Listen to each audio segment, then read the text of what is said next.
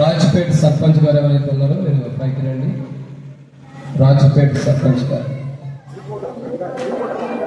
Reporter గంగారు president. సమయంలో పాపను కూడా తీసుకురండి, పైన కూర్చోబెట్టండి. తల్లిదండ్రులు, తల్లి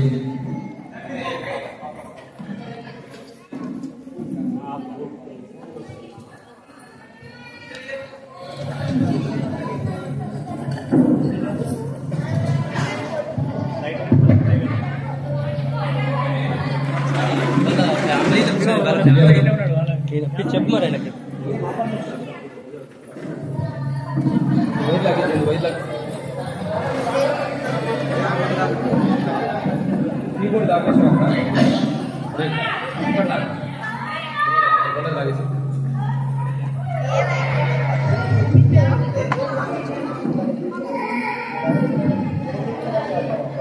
తీసుకురండి, త్వరగా తీసుకొచ్చినట్టయితే మేము త్వరగా ముగించేస్తాం. సమయం కూడా లేదు, 6 గంటల కన్నా 8 అయింది. వచ్చిన వారు మాట్లాడుకోవద్దమ్మా, సంఘస్థులు మేలు.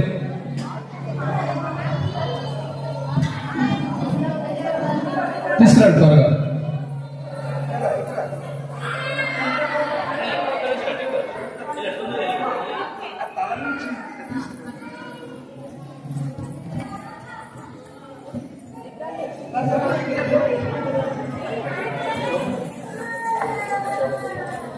అలా ఇటు తీసుకురండి డాక్టర్. ఫస్టే తీసేసుకోవాలి మీరు, మళ్ళీ స్టార్ట్ అయిపోయి మమ్మల్ని త్వరగా ముగించమంటారు. మరి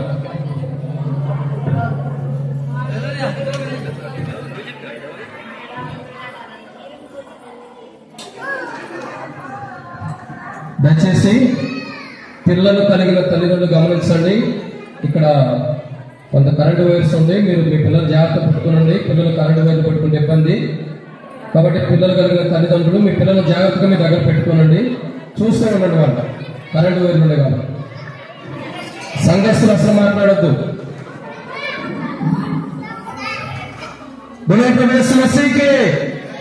సంఘస్థులు అస్సలు మాట్లాడద్దు, ఏడకొచ్చాను.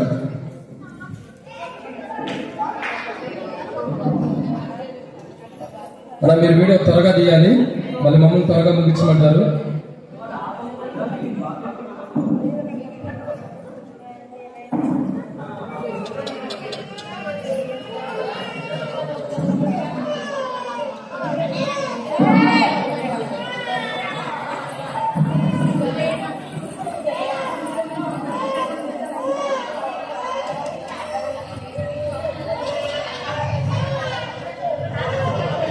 ప్రార్థన చేసుకుంటాం వర్తమానం కొరకై.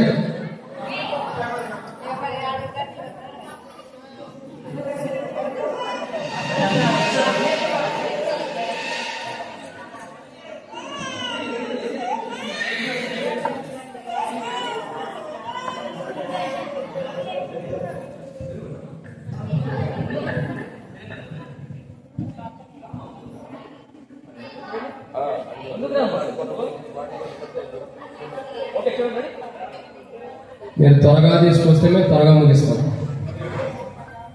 మీరు లేట్ చేస్తే మాది లేట్ అయ్యింది.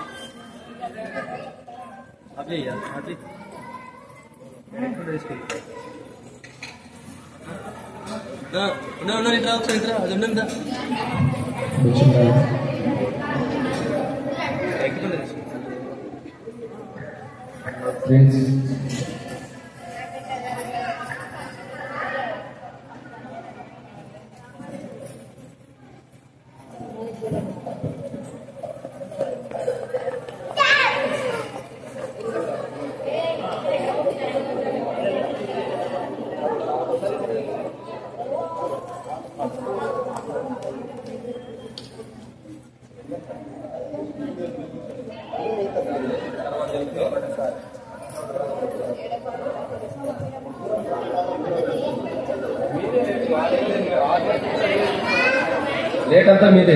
6 గంటలకి మీరు రెడీ అయ్యండి.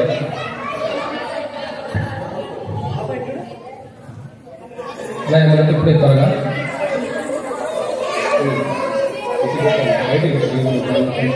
కనబడేది పెట్టారు.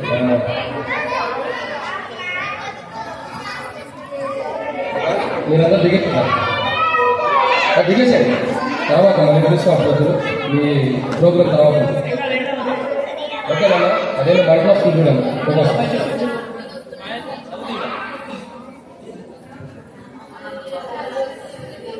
దయచేసి ఇంకెవరు కూడా మాట్లాడద్దు. సెల్ఫీలు ఏమైనా తర్వాత తీసుకుందామా. ఒక్క 5-10 నిమిషాలు ముగించేద్దాము. ఓపికతో ఉండండి అందరూ కూడా. ఎవరు కూడా మాట్లాడద్దు.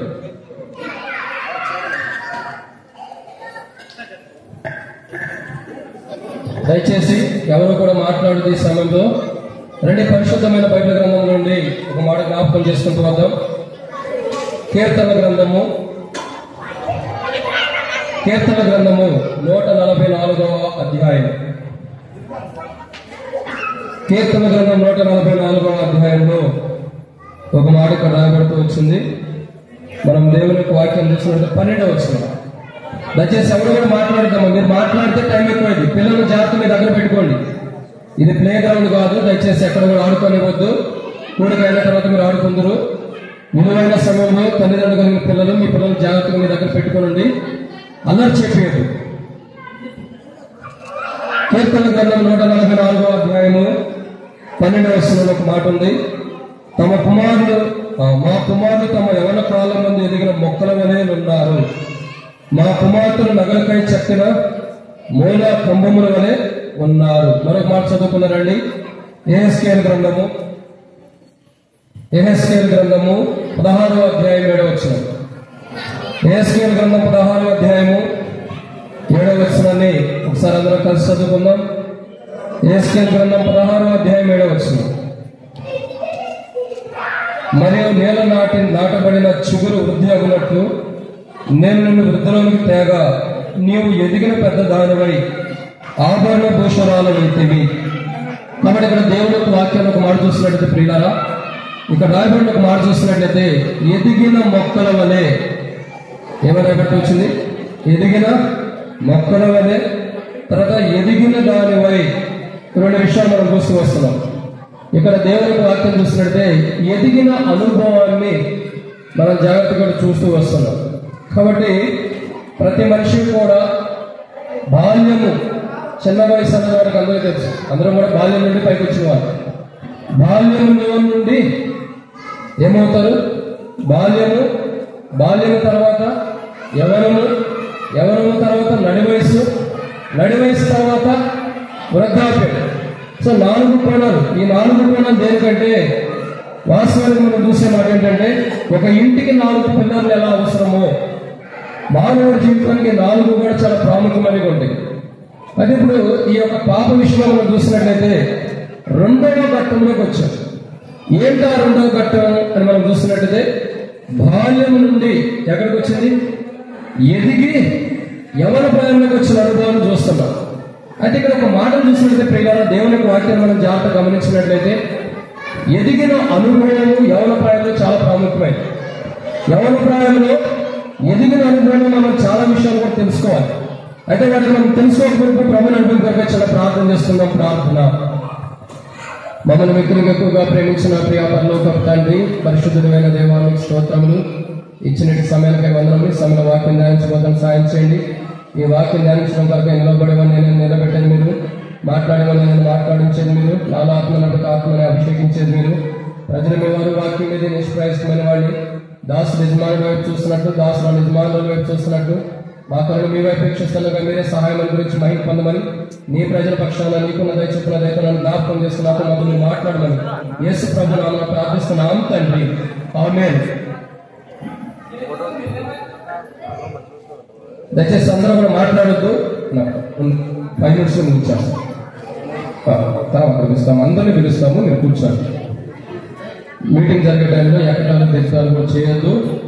దయచేసి అందరూ కూడా కూర్చోనండి. దేవుని వాక్యంలో మాట చూసినట్లయితే యవ్వన ప్రాయము అనేది ప్రాముఖ్యమైనది. అది దేనికి సాదృశ్యం ఉందంటే ఎదుగుతున్న అనుభవానికి సాదృశ్యం ఉంది. దేని సాదృశ్యం? ఎదుగుతున్న అనుభవం. కానీ మానవుడు ఎదగవలసిన కొన్ని విషయాలు ఉన్నాయి. దయచేసి మరలా చెబుతున్నామండి, అభ్యంతరపడద్దు. మీ పిల్లలు మీ దగ్గర పెట్టుకుని అలర్ట్ చేయకుండా ఆపండి. దయచేసి అలర్ట్ చేయకుండా మీ పిల్లలు మీ దగ్గర ఆపండి. కాబట్టి దేవుని వాక్యం చూసినట్లయితే ఎదుగుతున్న అనుభవం చాలా ప్రాముఖ్యమైనది.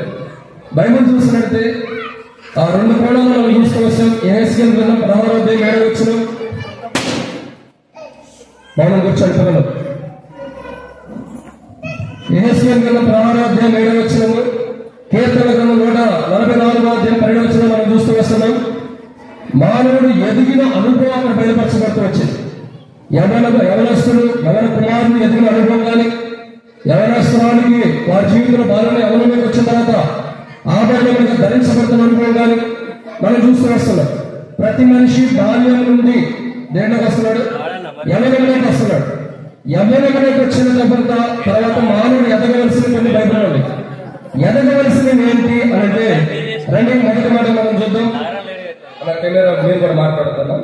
రండి, మొదటి పేతురు రాసిన పత్రిక 2వ అధ్యాయం 3వ వచనం. మొదటి పేతురు రాసిన పత్రిక 2వ అధ్యాయం 3వ వచనం. ఎదగవలసినవి ఏంటి? యవన ప్రాయంలోకి వచ్చిన తర్వాత సహోదరులైనా సరే వాళ్ళకు ఆభరణ వేషములుగా ధరించబడాలంటే ఎదుగున అనుభవంలోకి రావాలి. ఎదగవలసినవి ఏంటి అంటే బైబిల్లో కొన్ని ఉన్నాయి. రెండు దాంట్లో మొదటి మాట చూస్తున్నాం. మొదటి పేతురు రాసిన పత్రిక చదవాలి. క్రొత్తగా జన్మించే క్రొత్తగా జన్మించే శిశువులు పోలిన వారై నిర్మాణమైన వాక్యములు పాల వలన వాక్యముల పాల వలన రక్షణ విషయంలో ఎదుగు నిమిత్తం నిర్మలమైన పాల వలన రక్షణ విషయంలో ఎదుగు నిమిత్తము ఆ పాలను అపేక్షించుడి. కాబట్టి ఒక మాట మనం జాగ్రత్త చూసినట్లయితే బాల్యం నుండి యవన ప్రాయంలోకి వచ్చిన తర్వాత మనం ఎదగవలసిన అవసరం చాలా ఉంది. మనం ఎదగాల్సినవి ఏంటి? బాల్యం నుండి యవనానికి ఎదుగుతూ వచ్చాం. యవనంలో ఎదగాల్సినవి ఏంటి అని అంటే బైబిల్లో కొన్ని విషయాలు ఉన్నాయి. దాంట్లో మొదటి కోణం ఏంటంటే మానవుడు కానీ సోదరుడు కానీ ఎదగాల్సిన మొదటి కోణం ఏంటి తెలుసా? బైబిల్ రాయబడుతున్నమాట, రక్షణ విషయంలో ఎదగాలి. దేని విషయంలో ఎదగాల? రక్షణ. చూడండి, రక్షణ అనేది చాలా ప్రాముఖ్యమైనది.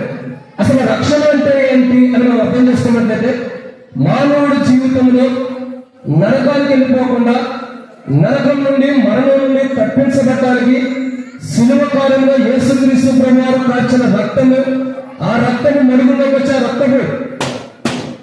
ఆ రక్తము దగ్గరకు వచ్చి ఆ రక్తం మడుగుల దగ్గరకు చేసు ప్రభువా, నేను పాపంలో నా పాపాన్ని క్షమించి నా పాపములకు ప్రాయశ్చిత్తం చేయండి.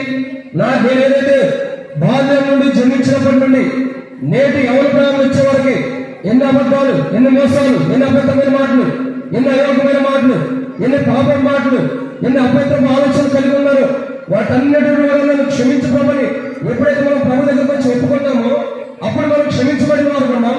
మన జీవితాన్ని మారుస్తూ వస్తాడు యేసు ప్రభు వారు. మన రక్షణ అనుభవంలోకి మనం వస్తాం. ఏ అనుభవంలోకి? రక్షణ అనుభవం. మన పాపాలు క్షమించబడి మా పాప క్షమాపణలోకి వచ్చి ఏదైతే మన పాపాలు క్షమించబడి గొప్ప అనుభూతి, జీవితం మార్చబడటమే రక్షణ అనుభవం. ఈ రక్షణ అనుభవం అంటే ఏదైతే మనం మార్చబడ్డామో, పాపం జీవితంలో లోకంలో పాపాలు చేసిన పాపం ఒప్పుకుని కొత్త అనుభవంలోకి వచ్చి ఏదైతే జీవిస్తూ వచ్చామో దాన్ని ఎదుగుతూ ఉండాలి. దాన్ని వచ్చేలా ఎదుగుతూ ఉండాలి. అంటే ఏదైతే జీవితం ఒప్పుకోబడిందో, ఏదైతే జీవితం మార్చబడ్డని పాపం ఒప్పుకుంటూ వచ్చామో దాని విషయంలో దినదినమే ఏం చేయాలి? అభివృద్ధి పొందుతూ ఉండాలి.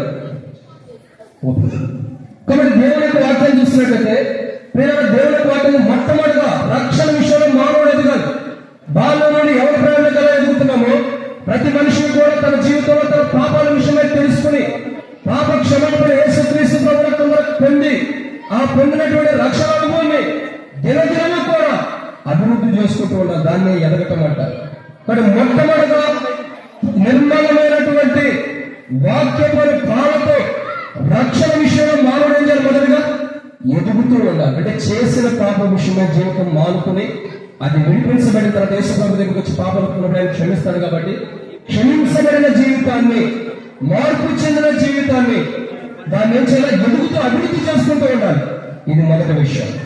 రెండవది మనం ఎదగాల్సిందేంటి అంటే రక్షణ విషయంలో ఏదైతే క్షమాపణ ఉందో దాని విషయంలో ఎదగాలి. రెండవది మనం ఎదగాల్సింది ఏంటంటే రెండు దేవునికి వాక్యం చూసినట్టు ఒక మాట రాయబడుతూ వచ్చింది. లూకాసు సువార్త 1వ అధ్యాయం 80వ వచనం. లూకాసు సువార్త 1వ అధ్యాయం 80వ వచనం. లూకాసు సువార్త 1వ అధ్యాయం 80వ వచనం. శిశువు ఎదిగి ఆత్మయందు బలము పొంది ఏమైందండి? శిశువు ఎదిగి ఆత్మయందు బలము పొందడం చాలా ప్రాముఖ్యమైన విషయం. అక్కడ ఒక విషయాలు కూడా రాబట్టి వచ్చింది. ఏమైంది చదవాలి. శిశువు ఎదిగి ఆత్మయందు బలం పొంది ఇశ్రాయేలుకు ప్రత్యక్షము దినం వరకు అరణ్యములో నుండెను. చాలు. శిశువు ఎదిగి దేంట్లో ఎదగాలి శిశువు అని అంటే ఇక్కడే లూకాసు సువార్త పునాలుగా రాయబడుతూ వచ్చింది. యేసుక్రీస్తు ప్రభువు మనుషుల జ్ఞానమును దేవుని జ్ఞానమును ఎదిగిన అనుభవం మనం చూస్తూ వస్తున్నాం. కానీ రెండోదిగా మొదటిగా మానవుడు ఎదగాల్సింది ఏంటంటే మొట్టమొదటిగా రక్షణ విషయం అంటే పాపం ఒప్పుకోవాలా, ఒప్పుకున్న పాపం జీవితాన్ని కాపాడుకునే విషయాలు ఎదగాలి. రెండోదిగా మానవుడు ఎదగవలసిన రెండో కోణం ఏంటంటే బైబిల్ రాయబడుతుంది ఏంటి? జ్ఞానం అన్నారు.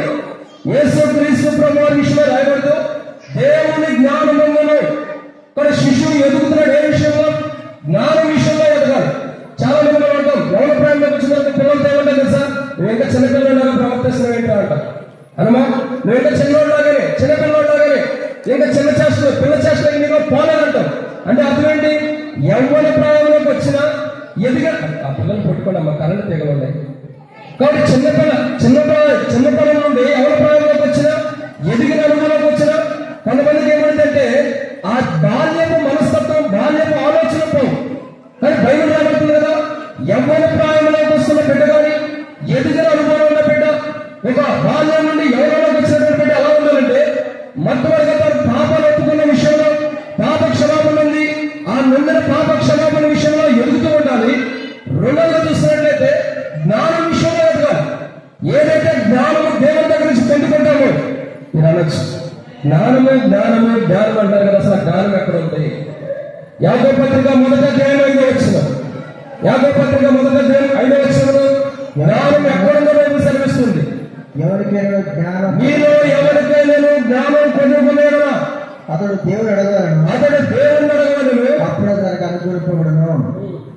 ఆయన ఎవరిని గద్దెంపక అందరికీ ధారాళంగా దయచేవాడు. ఆయన ఎవరిని గద్దెంపక అందరికీ ధారాళంగా దయచేయట. కానీ ఇక్కడ రెండో విషయాలు చూసినట్టయితే మొదటగా రక్షణ విషయంలో ఎదగాలి మానవుడు.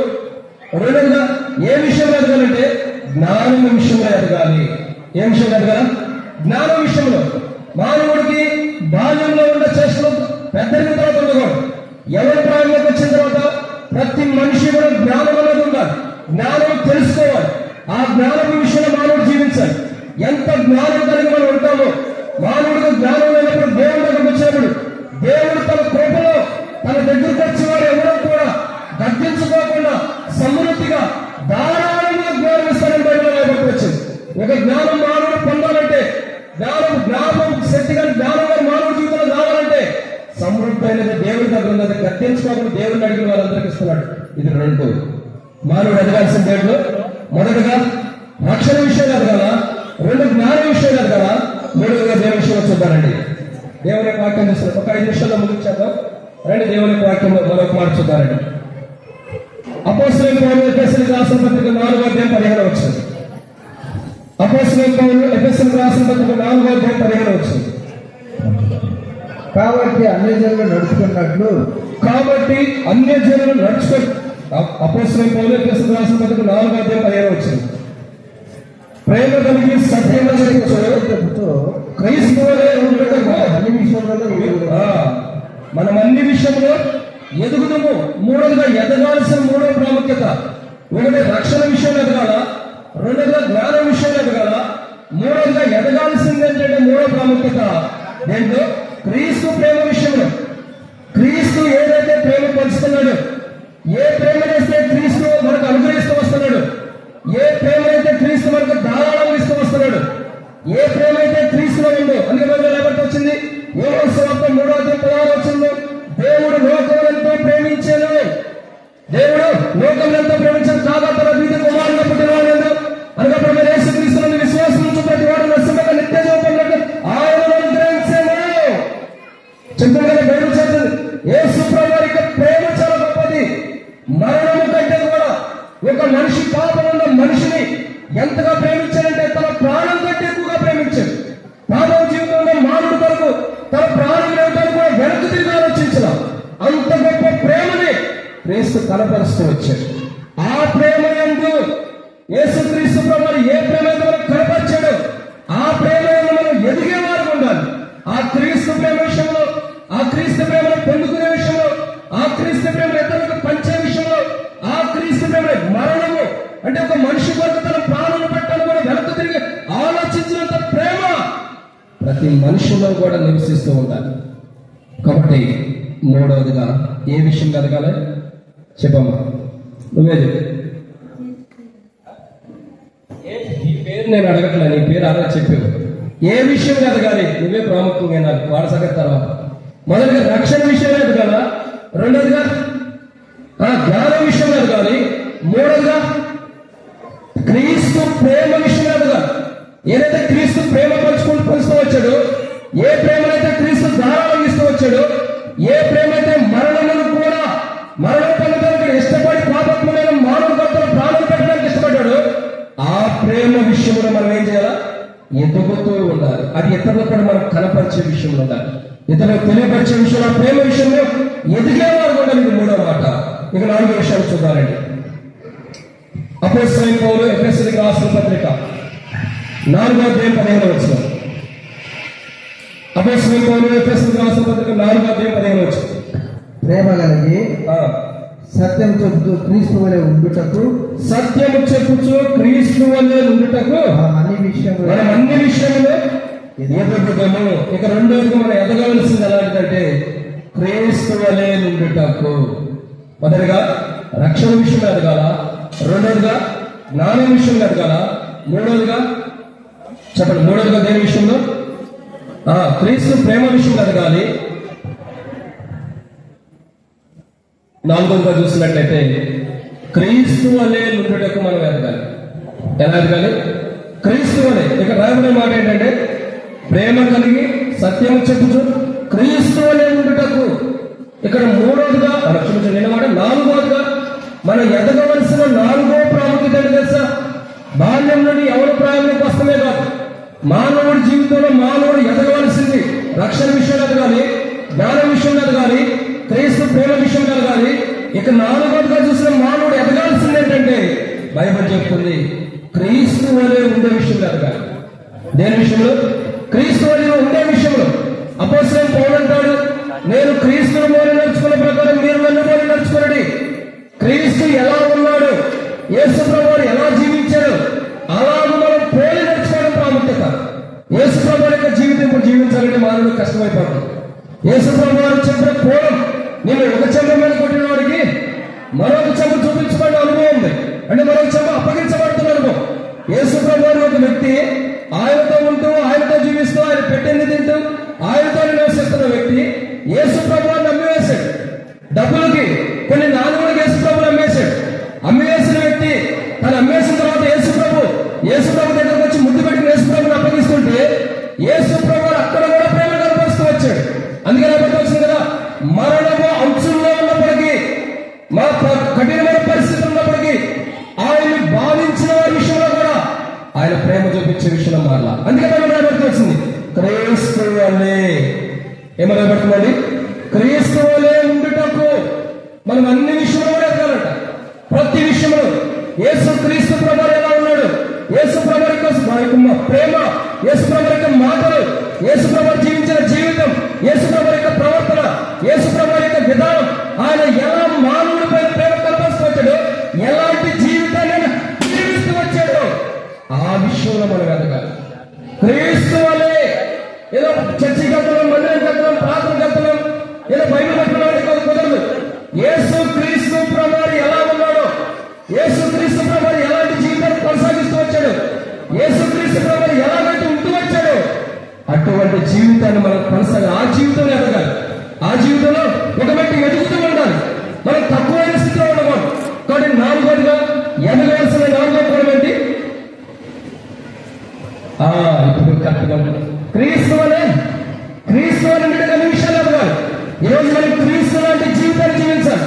యేసు ప్రభు ఎటువంటి జీవితాన్ని జీవించాడు, యేసు ప్రభు ఎలాంటి మార్గంలో నడుస్తూ వచ్చాడు, పాపాలను క్షమించాడు, లోకంలో క్షమించాడు, వ్యభిచారం క్షమించాడు, అపవిత్రమైన జీవితానికి కలిగిన వారు క్షమిస్తూ వచ్చాడు. ప్రతి విషయంలో యేసు ప్రభు వల్లే మనం జీవించాలి. ఇదన్నమాట 4. ఇక 5వ విషయాన్ని చూడాలి.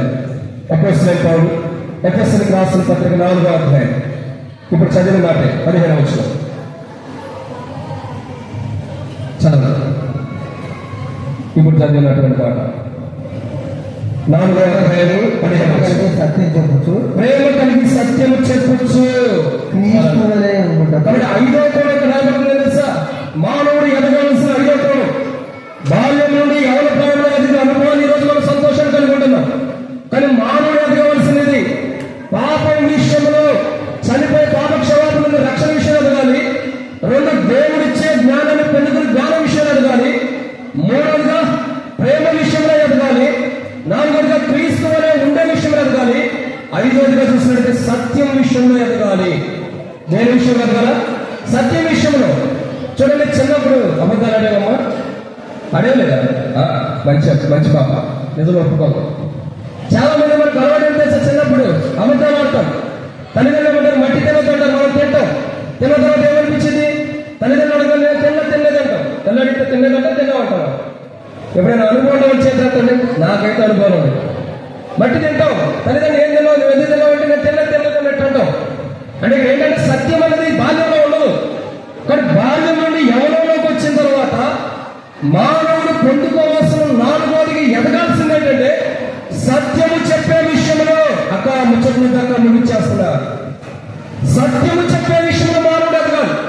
అబద్ధాలు చెప్పుకునే విషయంలో కాదు, మోసపు మాటలు చెప్పే విషయంలో కాదు, అపవిత్రమైన మాటలు మాట్లాడే విషయంలో కాదు, అయోగ్యమైన మాటలు మాట్లాడే విషయంలో కాదు. మానవుడు ఎదగవలసిన 5వ కోణం ఏంటంటే సత్యము చెప్పే విషయంలో ఎదగాలి. ఎదుగుతున్నామంటే కాదు, బాల్యం నుండి ఎవరైనా వచ్చిన తర్వాత మనం ఎదగాల్సిన 5వ కోణం ఏంటంటే సత్యం చెప్పే విషయంలో. ఇప్పుడు చెప్పమ్మా, ఇక్కడ నుండి మీ మమ్మీ డాడీకి అబద్ధం చెబుతావా, సత్యం చెబుతావా? ఎలా చెబుతా సత్యం? అబద్ధాలు ఆడకుండా నిజం చెప్తాను సత్యం. మంచిదైతే. కానీ దేవుడికి వాక్యం చూస్తే 5వ మాట, మానవుడి జీవితంలో సత్యం ప్రాముఖ్యమైనది. సత్యం లేనిదే నిష్ప్రయోజనమైన జీవితం, సత్యం లేనిదే వ్యర్థమైనది. మనం ఎలాంటి జీవితాన్ని కలిగి ఉన్నా, ఎటువంటి ప్రవర్తన కలిగి ఉన్నా, ఎటువంటి జీవితం కలిగి ఉన్నా, మన జీవితంలో సత్యం ఉండాలి. అంటే యథార్థత ఉండాలి. ఎదుటి వ్యక్తి నిన్ను నమ్మాలంటే, ఎదుటి వ్యక్తి నీ మీద నమ్మకం కలిగి ఉండాలంటే మానవుడి జీవితంలో ఎదగాల్సిన 5వ కోణం సత్యం విషయంలో ఎదగాలి. మానవుల్లో సత్యం లేకపోతే అతని వ్యక్తిలో యథార్థత లేదట. ఆమెలో యథార్థత లేదు, అతనిలో సత్యం లేదు. వ్యర్థం బ్రదర్, వాడి జీవితంలో సత్యం లేదు, యథార్థత లేదని చెప్పాట. పడిపోతే ఏమో కాబట్టి విజయం కాబట్టి రాయబడుతున్నా ఎన్నో మాట ఇది 5వ విషయం. ఏ విషయంలో మనం ఎదగాలంటే సత్యం విషయంలో ఎదగాల. ఏ విషయంలో? సత్యం చెప్పే విషయంలో. ఏదైతే పడిపోతాం కాబట్టి యథార్థత విషయంలో కుర్చీ చేస్తుంది. సత్యం విషయంలో, యథార్థత విషయంలో, నీతి న్యాయమును మాట్లాడే విషయంలో కుర్చేస్తుంది. అన్ని విషయాల్లో మనం ఎదగాలి. సత్యం చెప్పే విషయంలో ఎదగలేకపోతే, బాల్యంలో సత్యం చెప్పలేవు, ఎవరి ప్రేమలో సత్యం చెప్పలేకపోతే ఇంకా మానవుడి జీవితంలో నిజాయితీ ఉండదండి. నిజాయితీ ఉండదు. బాల్యంలో సత్యం లేకపోయినా, నిజాయితీ లేకపోయినా, యథార్థత లేకపోయినా కనీసం ఎవరి ప్రాయంలోకి వచ్చిన తర్వాత సత్యం విషయంలో మనం నిలబడాలి. ఏది మంచో ఏదో చెడో తెలుసుకోవాలి. నమ్మకంగా, నిజాయితీగా, యథార్థంగా, నీతి కలిగి, నమ్మకమైన యథార్థమైన మాటలు మాట్లాడే విషయంలో మనం యథార్థతగా ఉండాలి. ఎక్కడ పెళ్ళైన అపవిత్రమైన మాట, తప్పు మాట, పొరపాటు మాట ఏది కూడా మనం మాట్లాడకూడదు. ఏది తప్పు కానీ, పొరపాటు కానీ ఏది కూడా మనం మాట్లాడకూడదు. మానవ జీవితంలో ఎదగాల్సిన 5వ ప్రాముఖ్యత సత్య విషయంలో మనం ఎదగాలి. దేని విషయంలో? సత్యము చెప్పే విషయంలో ఎదగాలి. 5వ మాట. ఇక 6వ విషయాన్ని చూద్దామండి. ఇక 6వ మాట మనం చూస్తున్నట్టు మానవుడు ఎదగవలసిన 6వ కోణము. 2 దేవుని వాక్యాన్ని చూస్తున్నట్టయితే మొదటి సమూయేలు గ్రంథం 2వ అధ్యాయం 21వ వచనం. మొదటి సమూయేలు గ్రంథం 2వ అధ్యాయం 21వ వచనం. మొదటి సమూయేలు గ్రంథం 2వ అధ్యాయం 21వ వచనం. ముగిచ్చేస్తున్నాం త్వరగా. మొదటి సమూయేలు గ్రంథం 2వ అధ్యాయం 21వ వచనం. యెహోవా సన్నిధిని చదవండి. 1:21. ఈ యెహోవా హన్నోను దర్శింపగా. మొదటి సమూయేలు గ్రంథం 2వ అధ్యాయం 21వ వచనం. యెహోవా హన్నోను దర్శింపగా గర్భవతి కుమారుడు కనులు అయితే బాగుంది. సమయంలో యెహోవా సన్నిధిలో నుండి ఏమంటున్నాడు? ఎదుగుచుండెను. ఎవరి వ్యక్తి? సమూయేలు. ఇక్కడ ఎన్నో వాటికి 6వ కోణం. మొదలుగా మానవుడు ఎదగవలసిన కోణం ఏంటి? మానవుడు బాల్యం నుండి ఎవరిలోకి ఎదుగుతున్నాడు, కానీ ఎదగవలసింది రక్షణ విషయం కాదు. 2 రెండోదిగా జ్ఞాన విషయం, 3వదిగా మర్చిపోయారా ప్రేమ విషయం, 4వదిగా క్రీస్తు వలె ఉండే విషయం, 5వదిగా సత్యం చెప్పే విషయం కనుక. ఇక 6వదిగా మానవుడు ఎదగవలసిన 6వది ఏంటంటే ఇక్కడ రాయబెట్టున్నాడు. మానవుడు సమయంలో ఎక్కడ ఉన్నాడు?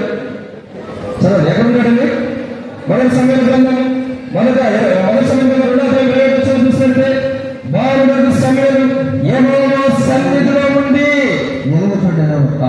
ఏం చేస్తున్నాడు? దేవుని సన్నిధిలో ఉండి ఎదుగుతున్న అనుభవాలు చూస్తున్నాడు. ప్రియులారా, ఇక 6వదిగా మానవుడు ఎదగవలసిన 6వ కోణం. బాల్యం నుండి ఎవరిలోకి ఎదిగాడు. ఇప్పుడు ఎదగవలసిన 6వ కోణం ఏంటి తెలుసా?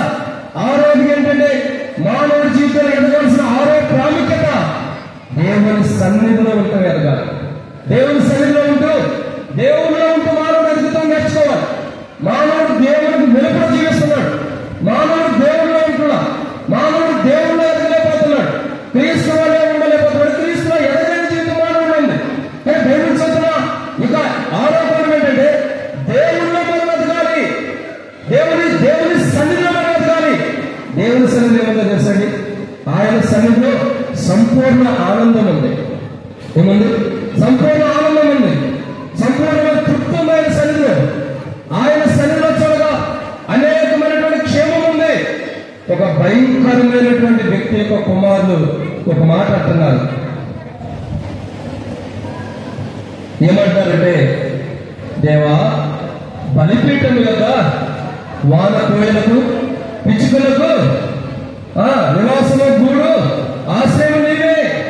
దేవుని సన్నిధిలో వాన కోయలు ఇంకా పిచ్చుకలకు ఆశ్రయం ఉంది. ఒక భయంకరమైన వ్యక్తి తన తండ్రి తప్పు చేశాడు. దేవుడికి విరోధంగా జీవించినప్పుడు భూమి నోరు తెరిచి తన తండ్రిని మింగేసిన సమయంలో తన తండ్రి యొక్క ఏ తండ్రి అయితే చనిపోతున్న కుమారులు దేవుని సన్నిధిలోకి బలిపీఠం ఆశ్రయించి పట్టుకుంటూ ఉన్నప్పుడు దేవుని ముగ్గురు కాకుండా కాపాడు పెట్టి వచ్చాయి. ముందల వరుసలో కూర్చున్న అక్కలారా, అక్క మన దాంట్లో లేదు, ఉండండి ముగ్గురు. కాబట్టి దేవుని సన్నిధిలో ఉంటుందా భయంకరమైన ఉగ్రతలు తప్పించుకుంటారు. దేవుని సన్నిధిలో ఉంటుందా సంతోషాలు అనిపిస్తున్నారు. దేవుని సన్నిధిలో ఉంటుందా గొప్ప ఆనందాన్ని పొందుకుంటూ వస్తున్నారు. దేవుని సన్నిధిలో ఉంటుందా వెలకట్టలేని మానవుడి యొక్క జీవితం కాపాడబడుతుంది. దేవుని సన్నిధిలో ఉంటుందా భయంకరమైన ఉగ్రతలు తప్పించుకుంటారు.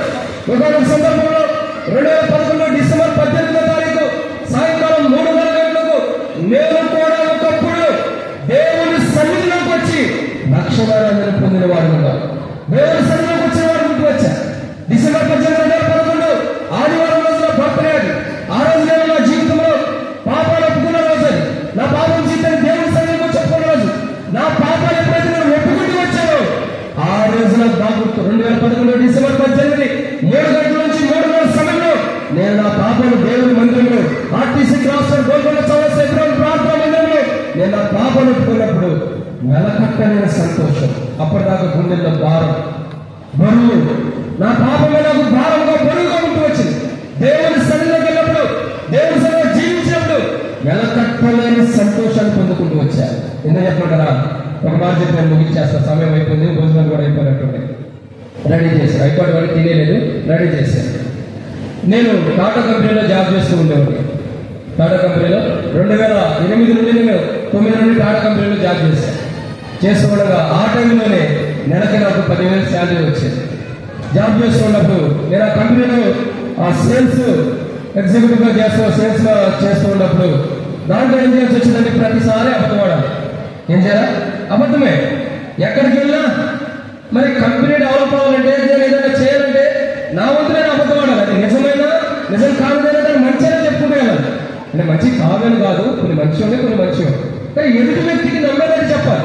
అది అబద్ధమైనా నిజమైనా, ఒక ప్రోడక్ట్ గురించి నిజమైన అబద్ధమైనా అతను నమ్మేదని చెప్పాలి. కాబట్టి ఎన్నో అబద్ధాలు అంటూ వచ్చేవాడు, ఎన్నో అబద్ధాలు, ఎన్నెన్నో మోసపూరితమైన మాటలు. ఒక రోజు నేను డిసెంబర్ 18, 2011 ఆర్టీసీ క్రాస్ రోడ్ 3:30 గంటలు ఎబ్రోన్ చర్చిలో నేను కూర్చున్నప్పుడు నాతో దేవుడు మాట్లాడాడు.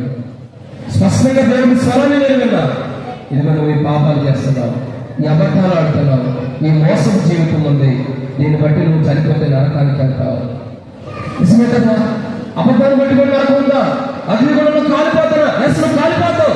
అప్పుడు నేను ఎవరస్తున్నప్పుడు, ఎవరి ప్రాణంలోకి వచ్చినప్పుడు నా మొట్టమొదటి నా జీవితంలో నేను చేసిన మంచి పని ఏదైనా ఉందంటే నా పాపాలు ఒప్పుకోవడం దేవుని సన్నిధిలో. ఆ రోజు దేవుని సన్నిధికి నా పాపాలు ఒప్పుకున్నప్పుడు ఒక భయంకరమైన భారం నా మీద ఉన్నదంతా తొలగించబడినట్టు అనిపించింది. గొప్ప సంతోషం నాలో ఉంది, గొప్ప ఆనందం నాలో ఉంది.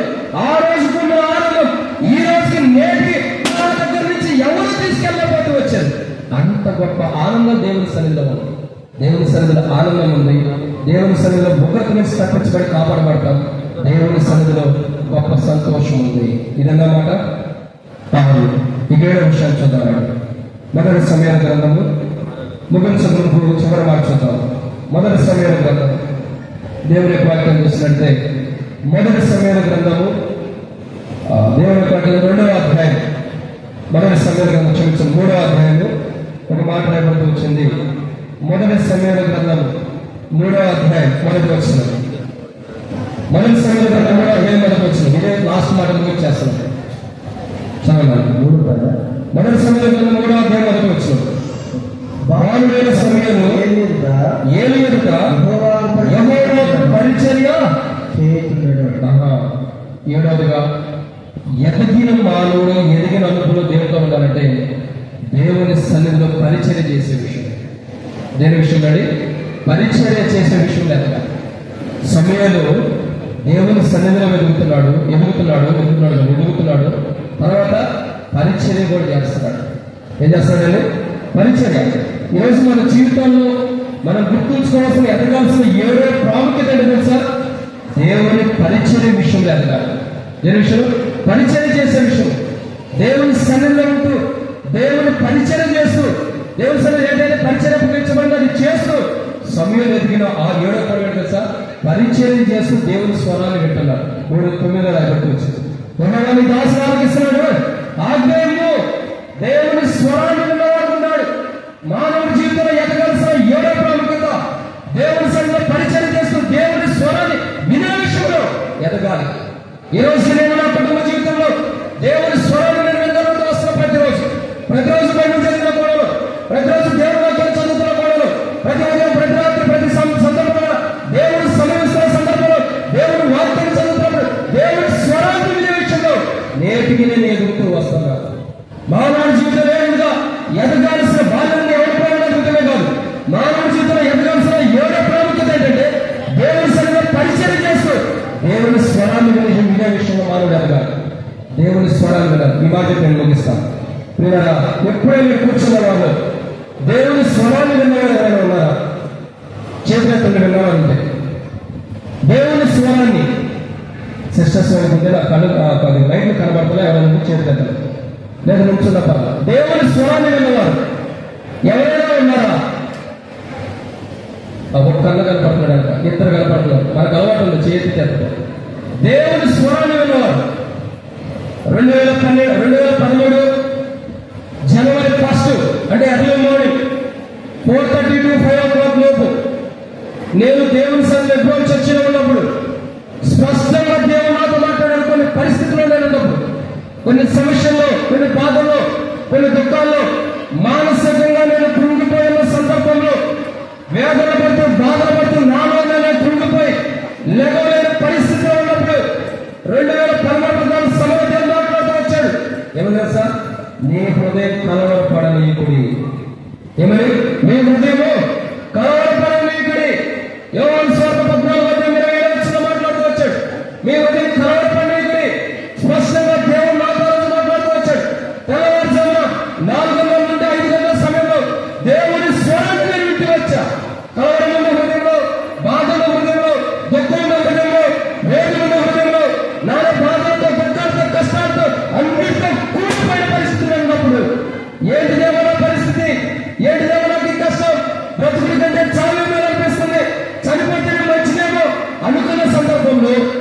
ఒక్కసారి నాతో మాట్లాడవా? ఆ రోజు నేను అడిగినప్పుడు 1వ తారీఖు జనవరి 1 1వ తారీఖు అర్లీ మార్నింగ్ దేవుడు నాతో మాట్లాడుతూ వచ్చాడు. మీ హృదయం కలవరపడేయద్దు, నా యందు విశ్వాసం ఉంచమన్నాడు. స్పష్టంగా దేవుడి స్వరాన్ని వినన్నా, నేను చెప్పగలను దేవుడి స్వరాన్ని వినాలని. ఆ రోజు నా స్వరం ఈ రోజు నా హృదయంలో అల్లాడుతూ తేలిపోతూ దినము నాకు వినిపిస్తాను. భయపడకుండా నేను తోడే ఉన్నాను, దిగులు పడకుండా నేను బలపరుస్తున్నాను. నీకు సహాయం చేయమని నేనే కష్టాలు ఉన్నా, బాధలు ఉన్నా, దుఃఖంలో ఉన్నా, శ్రమలు ఉన్నా, ఎటువంటి పరిస్థితులను కోల్పోయిందా, మానసికమైన ఉన్నా, కృంగిపోయిందా, లేవనెత్తగలిగిన వాడు నేనే. భయపడకము, నీ హృదయం కలవరపడేయద్దు. చేయవలసిన మనం చేయవలసిన మన జీవితంలో ఏదైనా విషయంలో హృదయం కలవరపడచ్చు, ఏదో విషయంలో కలవరం వేస్తున్నాము, ఏదో విషయంలో నీ జీవితంలో కుటుంబ విషయంలో కుటుంబ సమస్యల్లో బాధలు ఇబ్బందులు కలవరంతో ఉండవేమో. ప్రభు మాట్లాడతాడు కదా, భయపడకము, దిగులు పడకము, నేను నీకు తోడే ఉన్నాను, నీకు సాయం చేయడం నేనే, నీ దేవుడు దక్షిణ హస్తంతో నేను ఆదుకుంటాను. ఇక్కడ కూర్చున్న నీ నా జీవితాల్లో ఎవరైనా సరే ఎటువంటి కష్టాల్లో ఉన్నా, ఎటువంటి బాధల్లో ఉన్నా, ఎటువంటి దుఃఖంలో ఉన్నా, ఎటువంటి సమస్యలు ఉన్నా, ఎటువంటి ఇబ్బందులు ఉన్నా, ఎటువంటి మానసికమైన వేదనతో కూలిపోయినా ఈ రాత్రి ప్రభు మాట్లాడుతున్నాడు కదా, భయపడకము, నీ హృదయం కలవరపడేయద్దు, నేను నీకు తోడుగా ఉంటానని దేవుడు మాట్లాడుతున్నాడు. 2013లో ఏ దేవుడు నాతో మాట్లాడాడో అదే దేవుడు ఈరోజు నీతో నాతో మాట్లాడడానికి ఇష్టపడుతున్నాడు. అయితే ఒకే పని చేయాలి. ఏం చేయాలా? సమయంలోకి మాట్లాడతాడు. 1 సమయంలో 3:9 వచ్చింది. అక్కడ యెహోవా నీ దాసుని ఆలకిస్తున్నాడు. 10 వచ్చినాడు, నీ దాసుని ఆలకిస్తున్నాడు. ఆజ్ఞలు ఈరోజు మనం అడగాల్సిన యేసు ప్రభువా, నేను నీ శరీరంలోకి వచ్చా, ఇదిగో నా పాపాల విషయాన్ని చింతిస్తున్నా, నా హృదయంలో వేదన ఉంది, బాధలు ఉంది, దుఃఖం ఉంది, భయం ఉంది, మానసికమైన వేదనతో నేను కృంగిపోతున్నా. ఈరోజు నీ స్వరాన్ని నాకు వినిపించు. నాలో ఉన్న బాధ, వేదన, దుఃఖము అన్నిటినీ ప్రభువైన యేసుక్రీస్తు ప్రభువు నామం పేరిట తొలగించు ప్రభు అంటే ఆయన మనలో ఉన్న వేదన. 2013లో నేను ఏ బాధలు ఉన్నాను చెప్పమంటారా? చచ్చిపోవడం వరకు నువ్వు పెట్టుకుని, ఎప్పుడు చనిపోవడం వరకు 2013లో నేను ఆర్టీసీకి రాసుకోడు. మరి చూసినట్లయితే రిఎస్టీ పవర్ స్టేషన్ దగ్గర, పవర్ స్టేషన్ పక్కన ఒక గదిలో పెట్టుకుంటూ ఉండేవాడు. ఈ బాధలు ఈ వేదన తట్టుకోలేక ఉరి పెట్టుకుని బ్యాంక్ ఉరి పెట్టుకుని చనిపోదాం అనుకున్నా. బాత్రూంలో కంటే బాత్రూంలో పడి చనిపోవాలనిపిస్తుంది, సింక్ దగ్గర కంటే సింక్ లో పడి చనిపోవాలనిపిస్తుంది, లోపడంతో చనిపోయిన వేదన. అటువంటి బాధలో నేను ఉన్నప్పుడు భయపడకము, నేను నీకు తోడై ఉంటానన్నాడు. ఈ హృదయం కలవరపడి కూడా అన్నాడు. నాకు ఆ సంవత్సరం ఎన్నో కలవరాలు వచ్చినాయి, కానీ కలవరాన్ని తీసేసాడు. ఈ సంవత్సరం కూడా ఇచ్చాడు. 29:11 నేను గురించి ఉద్దేశించిన సంగతులు సమాధానకరమైనది, అయ్యో హానికరమైనవి కావన్నాడు. నన్ను గురించి దేవుడు ఏది ఉద్దేశించినది సమాధానకరమైనవి. హానికరమైన జీవితంలోకి వచ్చిన వాటి విషయంలో దేవుడు సమాధానకర్తగా ఉండి సమాధానపరుస్తూ వస్తున్నాడు. ఈరోజు మీ నా జీవితంలో ఎటువంటి కష్టాలు, ఎటువంటి బాధ, ఎటువంటి దుఃఖం ఉన్నా, మానసికమైన ఈరోజు ప్రభు దగ్గరికి వచ్చి వినిపించును. ఈ కుమారుని కాకుండా పాపాన్ని క్షమించిన కడుగు ప్రభు కడగలు సిద్ధంగా కడుగు ముగిస్తున్నా. మానవుడు ఎదగాల్సిన 7 కోణాలు ఉన్నాయి. ఏటా 7 విషయాలు. 1, మానవుడు ఏ విషయాలు ఎదగాలా? మర్చిపోయారా? ఏ విషయాలు ఎదగాలి మానవుడు చెప్పండి. మొట్టమొదటిగా మానవుడు రక్షణ విషయంలో ఎదగాలి. 2, మానవుడు జ్ఞానం విషయంలో ఎదగాలి. 3, మానవుడు ప్రేమ విషయంలో ఎదగాలి. 4, మానవుడు ఏ విషయంలో? క్రీస్తు వలె ఉండే విషయంలో ఎదగాలి. పేరుకి దేవుని బిడ్డలు చెప్పుకోవడం కాదు, ఏ పేరుకి రక్షించడం, మార్గ స్థానం, క్షమాపణ పొందేది కాదు, క్రీస్తు వలె జీవించే విషయంలో ఎదగాలి. అప్పుడు చెప్పలేదు క్రైస్తవులని. ఇది 4. 5వ విషయం సత్యం కలిగి ఉండే విషయంలో ఎదగాలి. దేవుని బిడ్డలు చెప్పుకుంటూ రక్షణ, మార్గ స్థానం, క్షమాపణ ఉంది. సత్యం లేకపోతే ఉపయోగం లేదు. సత్య విషయంలో ఎదగాలి, యథార్థ విషయంలో. ఇక 6వదిగా ఎదగాల్సింది ఏంటి? మర్చిపోయారు. దేవుని సన్నిధిలో ఎదగాలి. 7వదిగా దేవుని పరిచయం చేస్తూ, దేవుని సన్నిధిలో దేవుని పరిచయం చేస్తూ దేవుని స్వరాన్ని వినే విషయంలో ఎదగాలి. ఎప్పుడైతే ఇలాంటి విషయాలు మనం ఎదుగుతామో ఆశీర్వాదం పొందుతాం. ఈ పాప బాల్యంలో నుండి యవ్వనంలోకి ఎదిగింది. మనుషులు ఎదగాల్సిన 7 విషయాలు చెప్పవచ్చు. ఈ 7 విషయాలు మనం ఎదుగుతాం. రక్షణ విషయంలో రెండు గురించి పాపం ఒప్పుకుని పొందిన పాప జీవితాన్ని కాపాడుకుంటూ ఎదుగుతాం. జ్ఞానమైనప్పుడు దేవుని గురించి జ్ఞానం ఎదిగి ఎదుగుతాం. ప్రేమైనప్పుడు క్రీస్తు ప్రేమ దారుణం ఉంది. ఆయన మన పట్ల తన ప్రాణం ఇవ్వడానికి కూడా వెనకటిగా ఆలోచించినంత గొప్ప ప్రేమ. ఆ ప్రేమ విషయం ఎదుగుతాం. క్రీస్తు వలె ఎలా జీవించాడు? పౌలు అంటే నేను క్రీస్తు వలె నడుచుకున్నప్పుడు నన్ను కూడా నడుచుకున్నాడు. క్రీస్తు వలె ఉండే విషయం ఎదుగుదాం, అన్ని విషయంలో.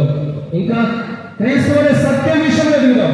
ఇంకా చూసినట్లయితే ఆయన సన్నిధిలో ఉండి ఆత్మీయంగా ఎదుగుదాం. ఇంకా ఆయన సన్నిధిలో పరిచయం చేస్తూ ఆయన స్వరాజ్య విషయంలో ఎదుగుదాం.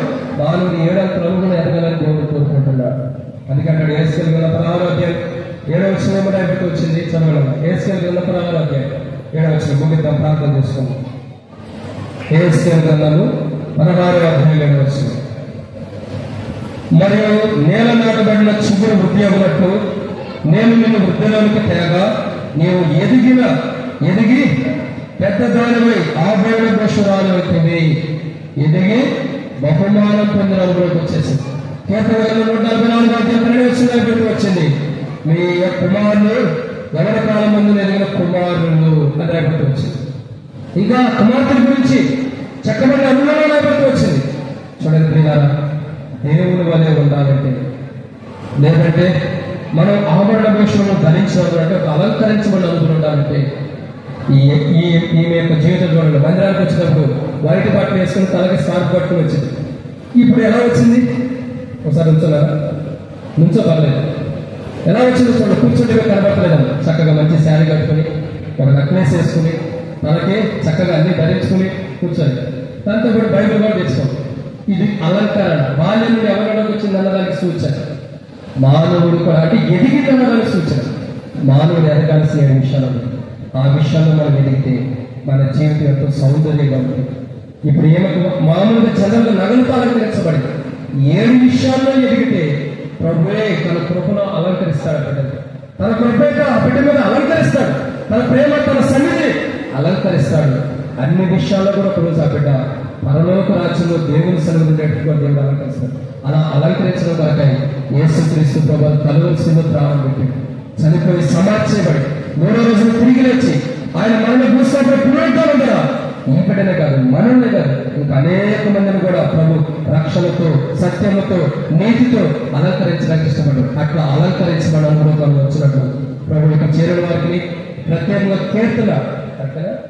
కీర్తనకి, యాదగిరాల చోతకి, ఇంకా దీవెనకి, ఇంకా బ్లెస్సింగ్కి, ఈ యొక్క బిడ్డలందరూ కూడా దేవుడు తన కృపని కుటుంబానికి వారి రక్త సమితికి పరిమితులు ఎవరికైనా చేరవచ్చు వారందరికీ మన యేసుక్రీస్తు ప్రభువు యొక్క రక్త ప్రోక్షణలో ఆయన రక్తము కూడా మనం కడగబడి ప్రభువు రాజ్యం ఉండేటానికి కొరకై ఆయన రాజ్యం ఎలా ఉండాలో అలా అలంకరించబడినట్టు ప్రభు రక్తంలో మనందరం కడగబడింది, కాపాడబడిన కాక మన పాపాలు క్షమించి మిమ్మల్ని పరిశుద్ధపరచను కాక. ఆమేన్. ప్రార్థన చేద్దాం. ప్రార్థన చేస్తాం. దయచేసి స్థలం నుంచి కలమొచ్చినట్లయితే చిన్న ప్రార్థన చేస్తున్నాం. మహాగణుడ, సర్వాధికారైన దేవా, మీకు స్తోత్రాలు. ఇంతవరకు మీ దాసు ద్వారా శ్రేష్టమైన సంగతులు అందించున్నారు. మరి మీ దాసులు మా ప్రియులు యాదగిరిలను ఇష్టను ప్రేమించిన కుమార్తెలను బట్టి స్థుతిస్తూ ఉన్నాం. బిడ్డ రోజున యవనదర్శులకి ప్రారంభించబడి ఉండగా మనుషుల దయలో దేవుని దయను వర్తిల్లినట్టు పరిణామాలను ప్రేమించింది. మరి తగిన కాలంలో రక్షించబడి మారుమనసు పొంది ఈ సన్నిధికి ఆకర్షించబడినట్టు సహాయం దయచేసి చేరవచ్చిన బంధువులను, రక్త సంబంధికులను, స్థానిక సంఘాన్ని బట్టి, దైవజనులను బట్టి మీకు స్తోత్రాలు చెల్లిస్తున్నాం. ఈ దీవెనని పాలన యేసు ప్రభువు వారి శ్రేష్టమైన నామమున స్తుతించి ప్రార్థించి వేడుచున్నాము తండ్రి. ఆమేన్. ప్రకటనలు ఉన్నారు. యాదగిరాల జ్యోతక్క రండి, ఇద్దరండి పైకి రండి. ఇద్దరండి. యాదగిరాల జ్యోతక్క రండి, త్వరగా రండి.